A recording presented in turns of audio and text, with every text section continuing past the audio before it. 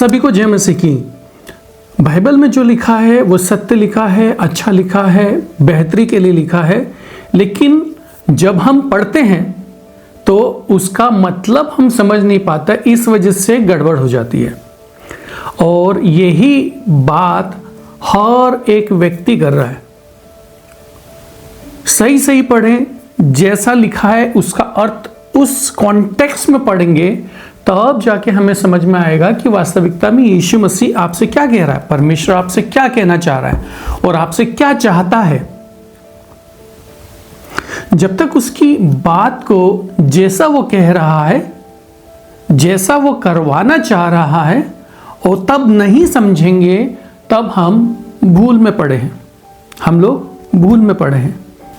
Book of Matthew 16:24 यहां पे लिखा है, जो हेडिंग है हिंदी में जो लिखी है वो लिखी है यीशु के पीछे चलने का अर्थ। वास्तविकता में यीशु के पीछे चलने का क्या अर्थ है, बहुत सारे लोग नहीं जान रहे हैं।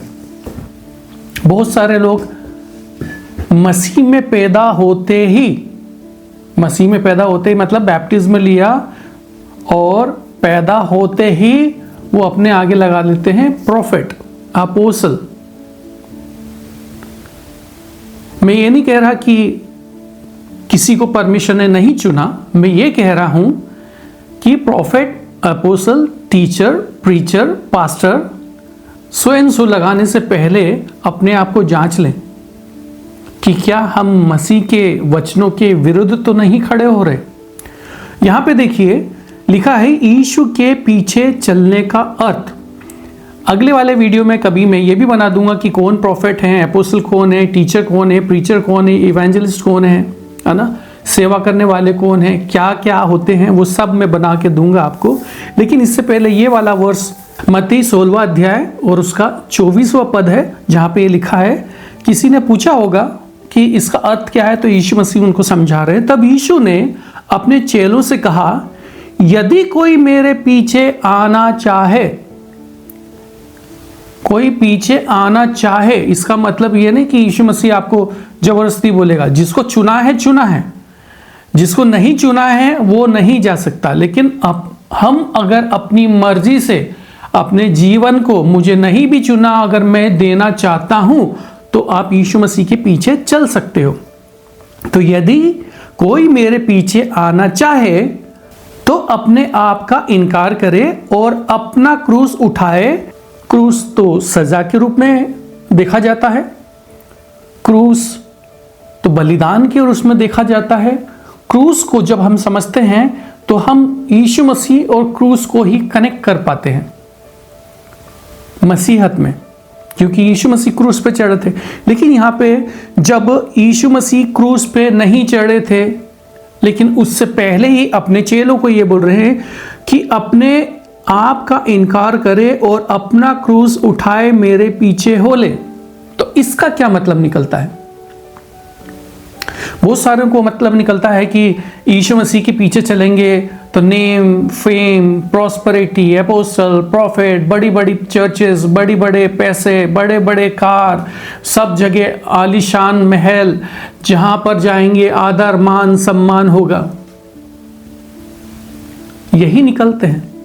यीशु मसीह के पीछे जाएंगे तो स्वर्ग भंडार खोल के यीशु मसीह आशीषों की वर्षा कर देगा। यहां पे एक अलग बात लिखी है, गंभीरता।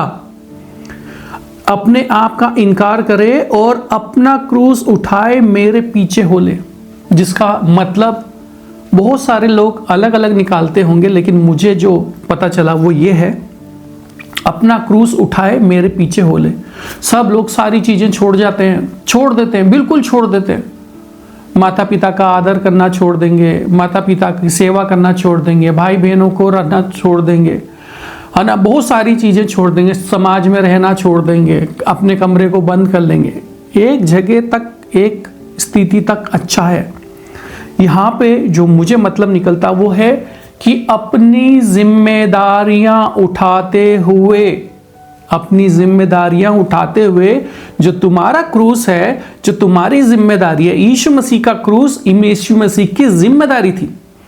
यीशु मसीह का क्रूस यीशु मसीह की जिम्मेदारी थी। एक बार फिर से बोलता हूं, यीशु मसीह का क्रूस उठाना यीशु मसीह की जिम्मेदारी थी। इसीलिए उसने अपना क्रूस उठाया, वो पिता परमेश्वर के लिए उसके पीछे हो लिया। अपना क्रूस उठाया यीशु मसीह ने, जो उसकी जिम्मेदारी थी। इसके बीच में रहते हुए भी वो 12 चेलों के साथ रहता था, 5000 लोगों के साथ रहता था, 4000 लोगों के साथ में रहता था, कोढ़ियों के साथ में मिलता जुलता था, मिर्गी के लोगों के साथ में मिलता जुलता था, लोगों को खाना खिलाया करता था, लोगों को वचन सिखाया करता था। सारी चीजें वो किया करता था अपनी जिम्मेदारी उठाते हुए। आज हम क्या करते हैं? अपनी जिम्मेदारी को सारी को छोड़ देते हैं। अगर कोई लेडी महिला हमारी जो बहन है वो अगर हो यीशु मसीह के पीछे चलने लगती है, प्रचार करने लगती है, तो घर का सारा काम छोड़ के, बर्तन पड़े हैं, है ना, घर का काम पड़ा है, सामान सब उथल पुथल हो रखा है, घर गृहस्थी के सारा जो चीजें हैं सब उथल पुथल है, लेकिन यीशु मसीह के पीछे उसे प्रार्थना करनी है, उसे वचन बोलना है, प्रार्थना करनी है, वचन बोलना है, और घर अपनी जिम्मेदारी उठाते हुए यीशु के पीछे चलना है। अपनी जिम्मेदारियों से मुंह नहीं मोड़ सकते। दूसरा, एक और इसका जो मतलब निकलता है कि यीशु मसीह के पीछे चलने का मतलब है कि आप एक्सेप्ट कर रहे हैं कि यीशु मसीह के पीछे जब चलेंगे तो सफरिंग होगी, सेक्रीफाइस होगी, उसके फेथ के कारण। उस फेथ के कारण सेक्रीफाइस भी होगी और सफरिंग भी होगी, लेकिन वो सफरिंग का क्रूस उठाते हुए, अपनी जिम्मेदारी उठाते हुए यीशु मसीह के पीछे चलना है, अपने टारगेट के पीछे चलना है। मुझे इसका यही मतलब जान पड़ता है। उसके आगे लिखा है, क्योंकि जो कोई अपना प्राण बचाना चाहे वो उसे खोएगा, और जो कोई अब मेरे लिए अपना प्राण खोएगा वो उसे पाएगा। प्राण खोने तक विश्वास योग्य रहे तो तुझे जीवन का मुकुट दिया जाएगा। यदि मनुष्य सारे जगत को प्राप्त करे और अपना प्राण की हानि उठाए तो उसे क्या लाभ होगा, या मनुष्य अपने प्राण के बदले क्या देगा। एक मेरा चर्च में पिछला वीडियो है, मैंने एक भाई को आगे बुलाया था और आगे बुला के मैंने उससे पूछा था कि मैं अगर आपके प्राण के बदले अगर आपको मैं 1 लाख रुपए दूं तो क्या चलेगा? वो बोला नहीं, 1 लाख रुपए मुझे नहीं चाहिए, 1 लाख रुपए नहीं चाहिए मुझे। फिर मैंने उससे पूछा कि मैं अगर तुमको 10 लाख रुपए दूं अपने प्राण के बदले तो तुम प्राण दे दोगे? 10 लाख रुपए दे दूंगा मैं। बोले नहीं। मैंने बोला कि मैं सोने का एक ब्रिक दूंगा आपको। बोले नहीं। सोने का पहाड़ दूंगा। बोले नहीं। प्राण रहते हुए मुझे अगर 1 लाख रुपए मिले तो मैं उसे एक्सेप्ट करूंगा, लेकिन प्राण के बदले नहीं, सोने का पहाड़ भी नहीं और पूरी डायमंड की दुनिया भी नहीं।